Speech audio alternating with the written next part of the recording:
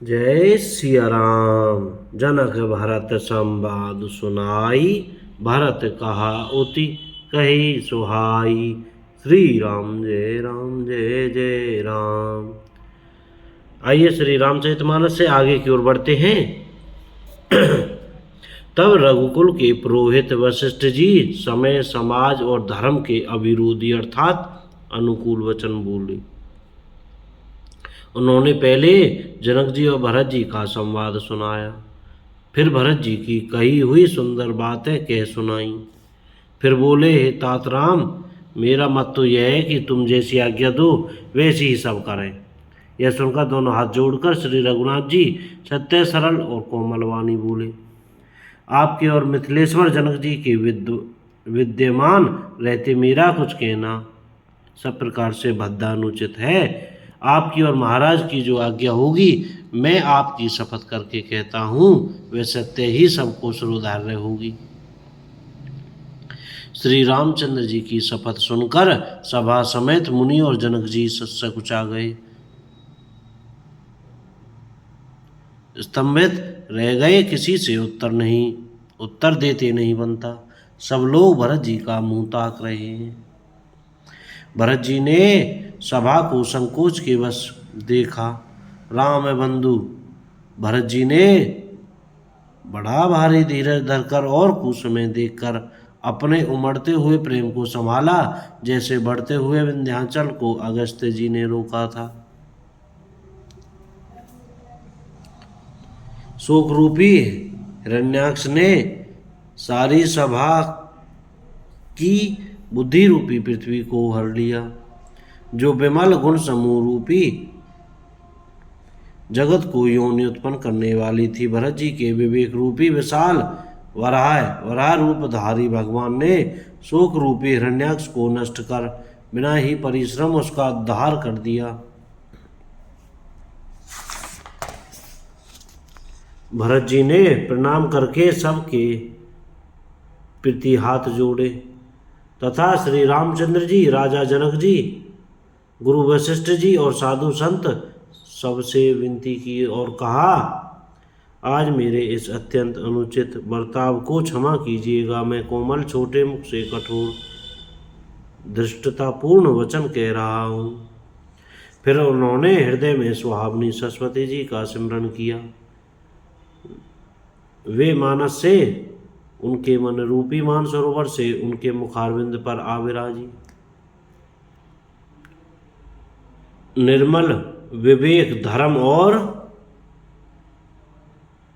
नीति से युक्त भरत जी की वाणी सुंदर हंसनी के समान गुण दोष का विवेचन करने वाली है। विवेक के नेत्रों से सारे समाज को प्रेम से शिथिल देख सबको प्रणाम कर श्री सीता जी और श्री रघुनाथ जी का सिमरन करके भरत जी बोले, हे प्रभु, आप पिता माता सुहृदय मित्र गुरु स्वामी पूज्य परम हितैषी और अंतर्यामी हैं। सरल हृदय श्रेष्ठ मालिकशील के भंडार, शरणागत की रक्षा करने वाले, सर्वज्ञ सुजान, समर्थ शरणागत का हित करने वाले, गुणों का आदर करने वाले और अवगुणों तथा पापों को हरने वाले हैं। हे गोसाई, आप सरी के स्वामी आप ही हैं और स्वामी के साथ द्रोह करने में मेरे समान मैं ही हूँ। मैं मोहवश प्रभु आपकी और पिताजी के वचनों का उल्लंघन कर और समाज बटोर कर यहाँ आया हूँ।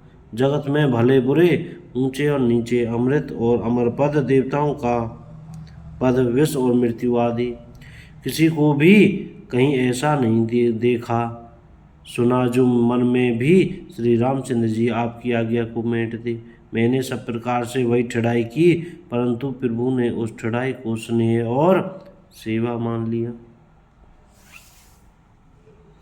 हे नाथ, आपने अपनी कृपा और भलाई से मेरा भला किया, जिससे मेरा दूषण दोष भी भूषण गुण के समान हो गए और चारों ओर मेरा सुंदर यश छा गया। हे नाथ, आपकी रीति और सुंदर स्वभाव की बड़ाई जगत में प्रसिद्ध है और वेद शास्त्रों ने गाई है। जो क्रूर कुटिल दुष्ट दुर्बुद्धि, कुबुद्धि, कलंकी, नीच शील रहित, निरीश्वरवादी, नास्तिक और निशंक निडर हैं, उन्हें भी आपने शरण में सम्मुख आया सुनकर एक बार प्रणाम करने पर ही अपना लिया। उन शरणागतों के दोषों को देखकर भी आप कभी हृदय में नहीं लाए और उनके गुणों को सुनकर साधुओं के समाज में उनका बखान किया। ऐसा सेवक पर कृपा करने वाला स्वामी कौन है जो आप ही सेवक का सारा साज सामान सज दे, उसकी सारी आवश्यकताओं को पूर्ण कर दे और स्वयं में भी अपनी कोई करनी न समझकर अर्थात मैंने सेवक के लिए कुछ किया है ऐसा न जानकर उल्टा सेवक को संकोच होगा, इसका सोच अपने हृदय में रखें। मैं भुजा उठाकर और प्रण रूप कर बड़े जोर के साथ कहता हूँ, ऐसा स्वामी आपके सिवा दूसरा कोई नहीं है।